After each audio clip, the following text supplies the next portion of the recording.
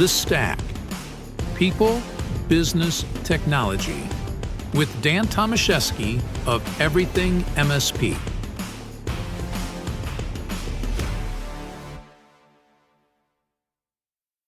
Hello, everybody. Dan Tomaszewski here. Welcome to another episode of The Stack, where we focus on people, business, and technology. We are live here in Nashville for GTIA's ChannelCon 2025, and I am very excited to have a fellow Michigander sitting right next to me, Mr. Tom Wyant with Wyant Technologies. How are you doing today, brother? Great. How are you? I'm doing good. Good. You know, this weather is just like being back at home. Oh, right? it's hot. It's hot. Yeah. It's and even I mean in the we're in the hotel. The common areas are warm. Oh yeah. Then you go into your room and it's like 10 degrees cooler. Right. So it's your system's kind of like, what are you doing? Yeah, it's a shock. Yeah. It's a shock. And but you know, it's always good to chat with you, especially because we're both from Michigan, and you know, it's the hand state, you know, right?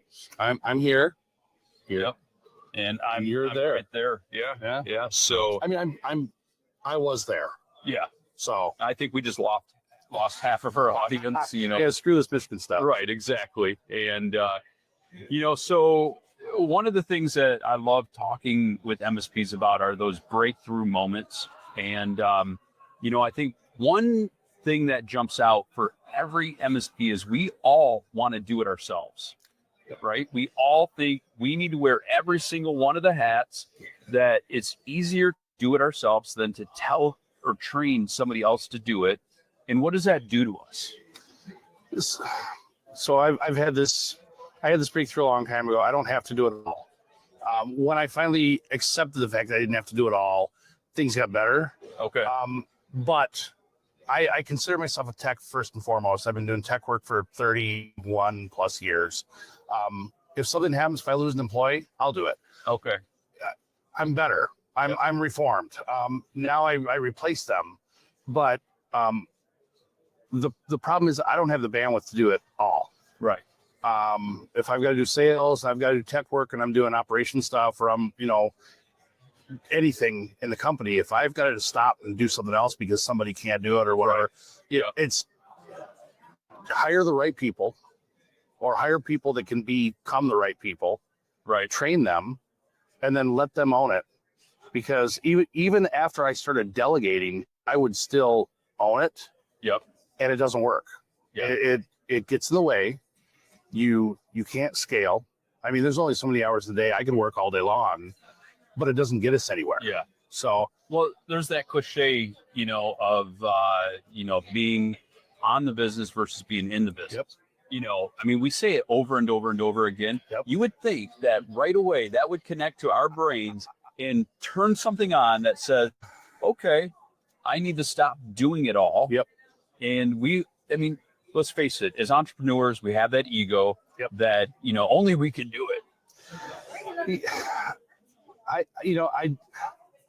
I'm not sure I ever really felt like only I could do it. Mm-hmm. I think my issue was I'll just do it. And it's more of a you're not doing it. Right. I'll do it. Because I like delegating. Right. Once I figured out how to do it. But doing that, if I'm not getting the outcome I want, for the longest time, I would just get out of the way. Yeah. Move. Yeah. And yeah. I don't remember, it might have been Rex Frank. And I mean, I've known a ton of people. I know a ton of people in this industry because of all the years I've been in it. How would you do it?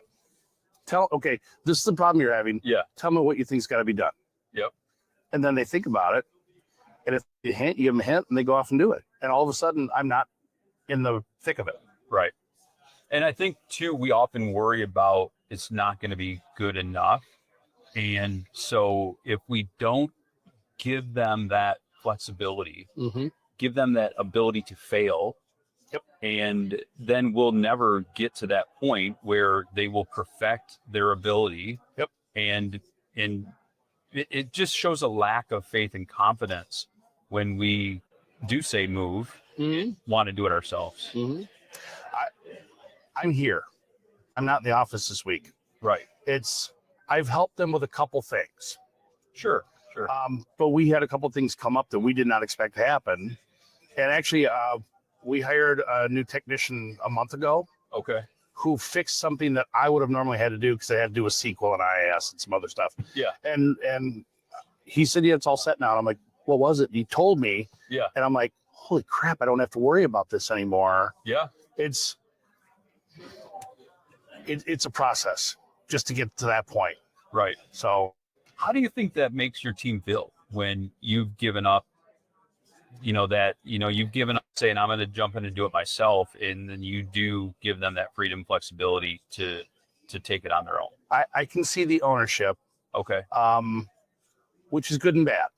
So I think I'm fairly unique where both my sons work for me. Okay. And I love that they work for me because they've seen me, my wife and I build this. Yeah. So my wife, Jan, and I built this 22 years. She's been involved since day one. They can see what we do. Right. They take it personally, which is good and bad. Yep. They take it personally, which makes me happy because they're making sure that the clients are taken care of. But at the same time, if a client is like, well, you guys, you suck or something, like a user and a client is just grouchy. Yeah. Why would you be that way to me? It's like, it's not personal. It's business. Just don't worry about it. But it's been really fun to watch them. And then I've got two other techs who are the same way. Okay. And they take ownership, they run with it. They're proud. I mean, hey, I did this. Right. What'd you do? Show them, tell me what you did. Yep. It's awesome. High five. And then I can do other stuff. Right. So how have you redirected your time? I mean, what have you used your time for, from that perspective? So I had a salesperson for 17 years. Okay. I really have never sold. I had clients that I worked for before I went solo, that I worked for after I went solo. And then a guy that I worked with at another company, Vic, came over and sold for 17 years. Okay. Then Vic retired in January of 22. And then all of a sudden I was, who's going to sell? So I sold. I had a cold caller. Okay. Did a great job. He handed me the meetings. I did the sales stuff. Yeah. And it was very interesting. And I learned that sales is a process that can be taught. You can be taught to be a salesperson, Sure. which I think it was Robin Robbins that said that. Okay. I know somewhere. I'm pretty sure it was Robin. Yeah. You can be taught to be a salesperson. So I went into that. I've dabbled in marketing. Okay. I've dabbled.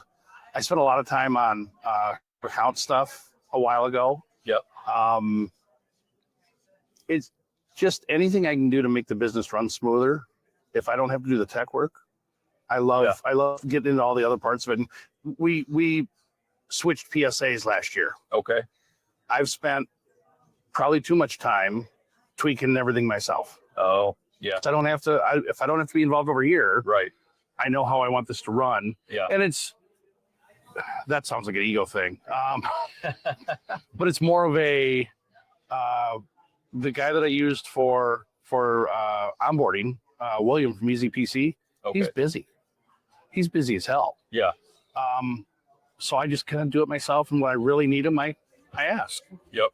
So Did the whole delegation process help you find new passions, like new areas that, you thought, because you said from the beginning, you're tech first. Mhm. That's where I think 99.9% of MSPs are. Yep. They're tech first, and that's where their passion is.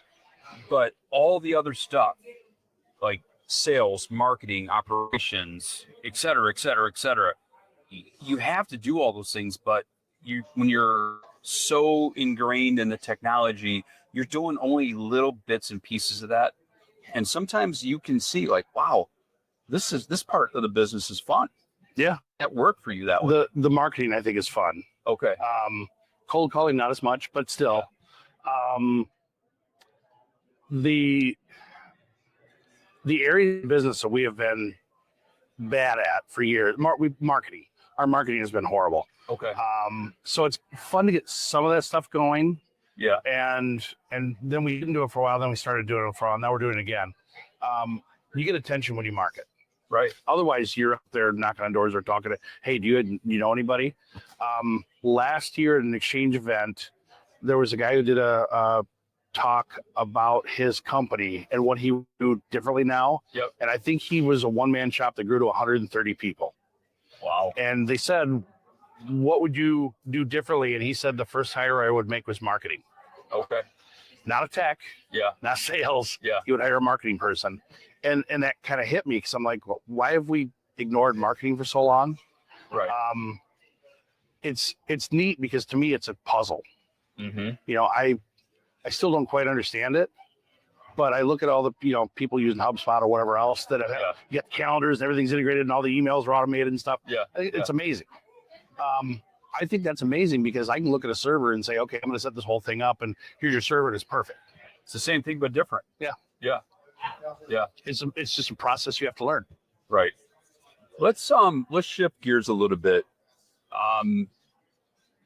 It's hard to say no. Yes, it is. It's hard to say no. It's hard to, walk away from a deal, an opportunity because Yep. It's hard to tell somebody, I know that's what you want, as far as your stack is, I know this is how you want us to conform, Yep.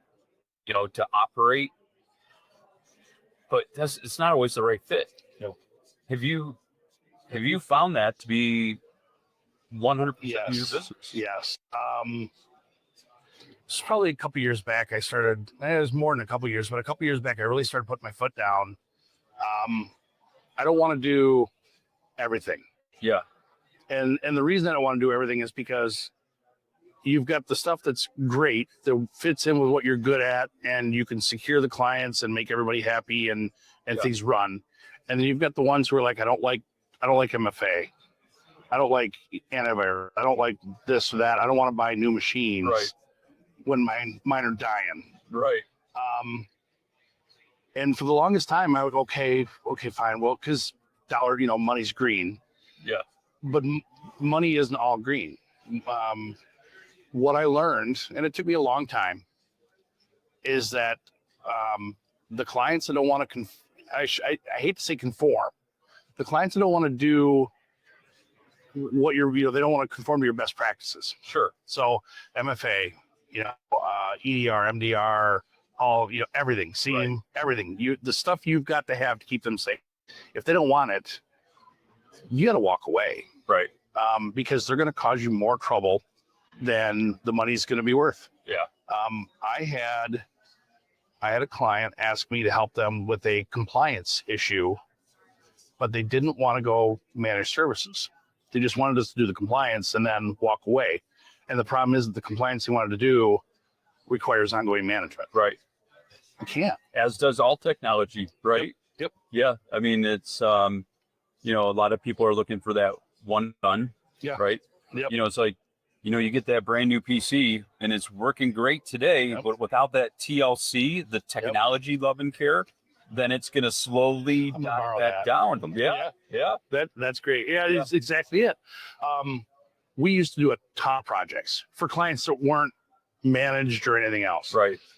We'd go out and we do phone systems and we do new networks and servers. And then when we were done, we were out. Right. We didn't go back until something failed. And then they were like, we need you out here tomorrow. And it's like, we haven't been doing any of the maintenance. We haven't been doing any of the care and feeding on your stuff. Yeah. This is going to be a nightmare. Once I learned to say no to that and we take care of our clients and everything is managed, right, everything is kept happy, the problems go way down. Yeah. So you've got to learn, and I think of this from the start, the guys who are starting out, the one-man shops or the guys who are, shouldn't say one-man shops, there's some one-man shops out there that are killing it, that are doing better than I am. Yeah. If you're getting into this industry and you're thinking about how you're going to build, no is a huge part of that.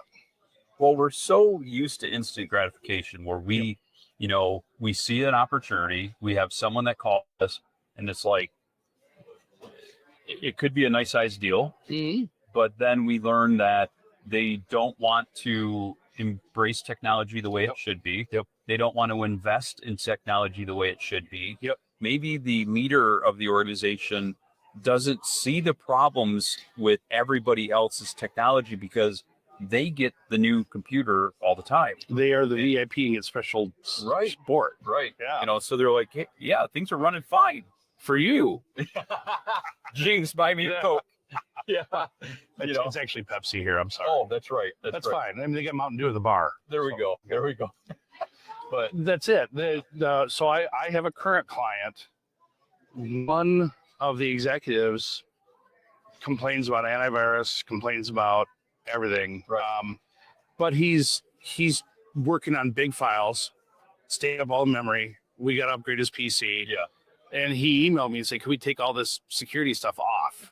And I wrote back and said, yeah, but I'm going to send you basically a letter saying that we're not responsible for any of your stuff.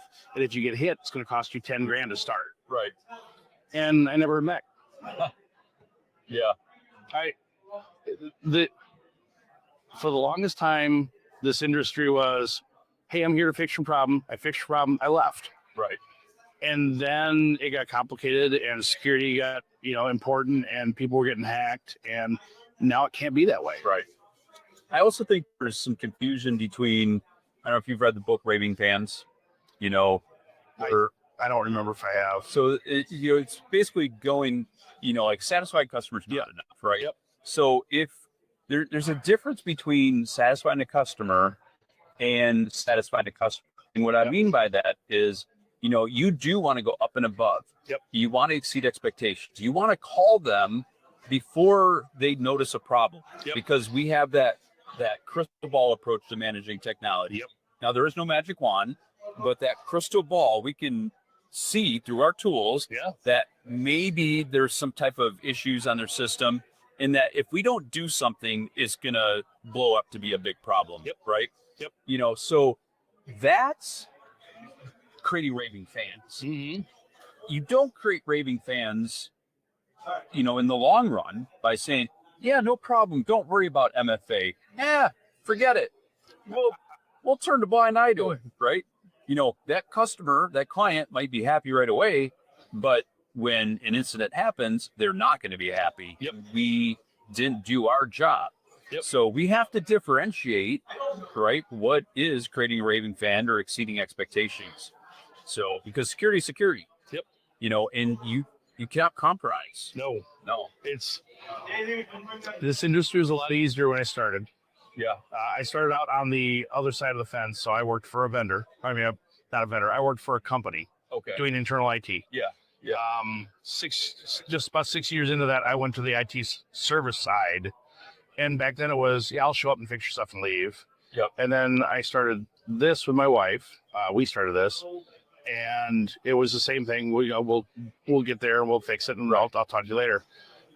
We started doing managed services, or at least offering managed services, in 2007. Yep. And that was more of we've noticed that, they're calling a lot. Yeah. And I'm like, why can't we remote in, and why can't we put tools on there? And it took us we went to ConnectWise in 2009. We went to manage and, or not manage, we went to automate lab tech in early 2011. Okay.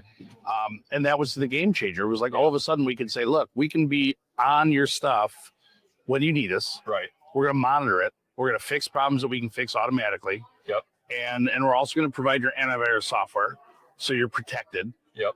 And that was the beginning of, holy crap, we haven't had any problems lately. Yeah, because we're watching stuff. Right. It's changed now. I've got people, the majority of our clients, the majority of our managed services clients we've had for 10 plus years. Nice.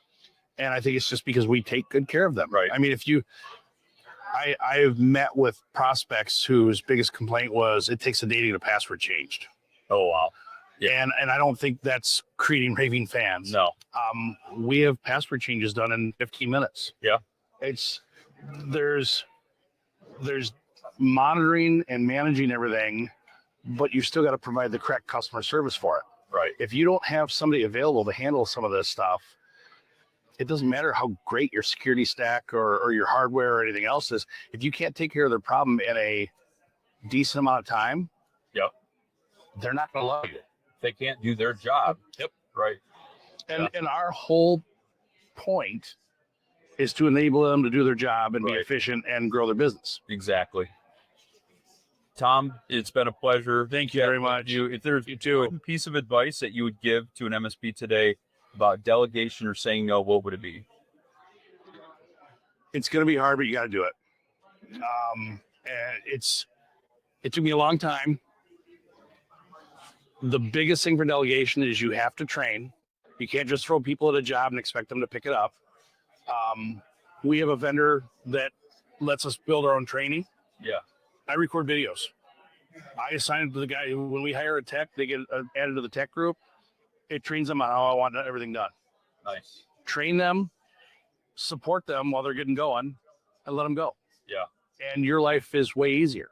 You can grow. You can go out and do whatever you want. I mean, I don't think I have to be in the office. There are days I work from home. Yeah. There are days where I'm not. I'm here. Yeah. And my team's taking care of it. If you delegate, you do it right. Yeah. Everything works. Get out of the whole I'll just fix it mentality or mindset, and then stop taking every dollar that comes your way. Yeah. Because every dollar that comes your way is not a good dollar. Awesome. It's those two things should allow you to grow and be successful. There we have it, everybody. Tom Wyant, Wyant Technologies, and for everybody out there, until next time, have a great rest of your day, and we'll talk to you soon. Take care, everyone.